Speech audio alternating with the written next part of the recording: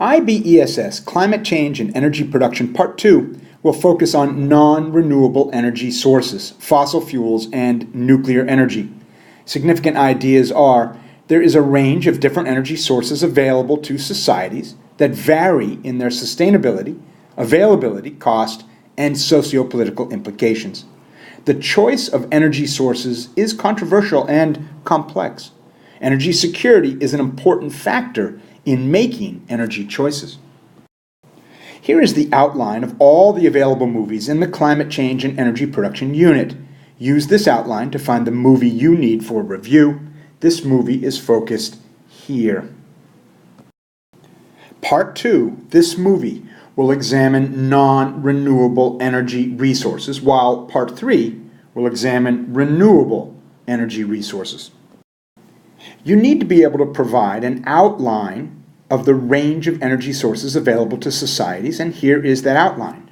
We have non-renewable energy resources and we have renewable energy resources. This movie will focus on non-renewable energy sources. That includes fossil fuels, oil, coal, natural gas, as well as nuclear energy, in other words, uranium. Part 3 will look at renewable energy resources, including hydropower, solar voltaic, wind, biomass, wave and tidal power, as well as geothermal. Here are the two IB syllabus statements that will drive movies Part 2 and Part 3. Outline with description the range of energy resources available to society. Evaluate the advantages and disadvantages of different energy sources. The remainder of this movie will look at the advantages and disadvantages of two non-renewable energy forms, fossil fuels and nuclear. We'll start with fossil fuels, including oil, coal, and natural gas. Here is a relevant IB syllabus statement. Fossil fuels contribute to the majority of humankind's energy supply, and they vary in the impact of their production and their emissions. The use of fossil fuels is expected to increase to meet global energy demand. Oil and natural gas are extracted from pockets beneath the Earth's surface. Carbon dioxide or various liquids, some of which can be toxic, are used to push the oil or gas up through wells located at the surface. Coal, which is a solid, is extracted from mines that tunnel into the Earth. The extraction of non-renewable fossil fuels is inexpensive. Fossil fuels are easily transported and are highly versatile as they can be used in various industrial engines. Coal is extracted from surface mines, as you can see in the upper photo, or from shafts that penetrate the earth, as you can see in the lower. On this slide, we can see oil wells on land, upper left, or over the ocean at the bottom. The image in the upper right is of an oil processing plant, an oil refinery. Remember that with every step of extraction, transport, and processing, energy is lost, reducing the efficiency. Here are images of oil or natural gas being moved by ship, truck, or pipeline. Fossil fuel availability varies spatially, and this image shows reserves around the world in imagery that describes its original location. You can see that the Middle East and North America have substantial reserves, while Europe has very little. An inequitable availability and uneven distribution of energy may lead to conflict. I've already mentioned that one of the advantages of fossil fuels is that they are relatively cheap. A second advantage, and it's important to get a hold of this idea, is that fossil fuels represent high-quality energy that is quite versatile.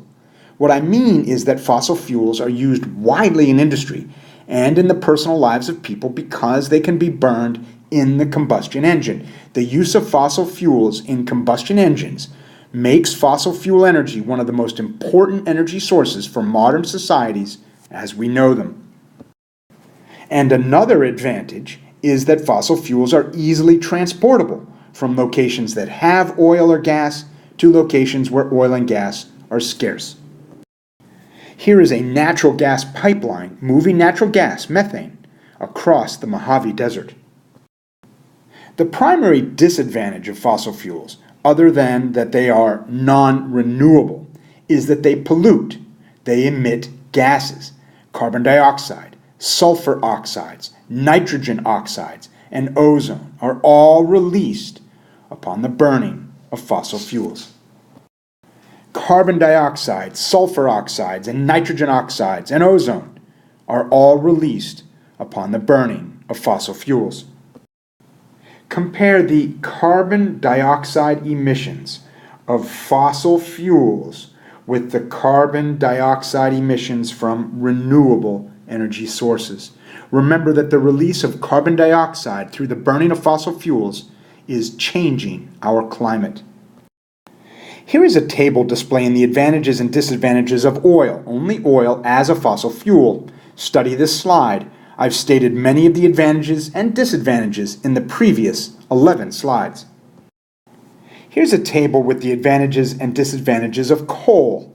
Now, coal has all the advantages of oil, but it has two distinct disadvantages. Coal provides the most carbon dioxide per unit energy. In other words, coal is, on a per unit energy basis, the most polluting of the three fossil fuels, oil, coal, and natural gas. A second disadvantage is that coal mining leaves the land degraded. Here's a table that shows the advantages and disadvantages of natural gas. Natural gas has all of the advantages and disadvantages of oil, but gas has one distinct advantage. Natural gas emits the least amount of carbon dioxide per unit energy of the three fossil fuels. A new extraction technique called fracking has serious environmental consequences. I'll talk more about fracking later in the course.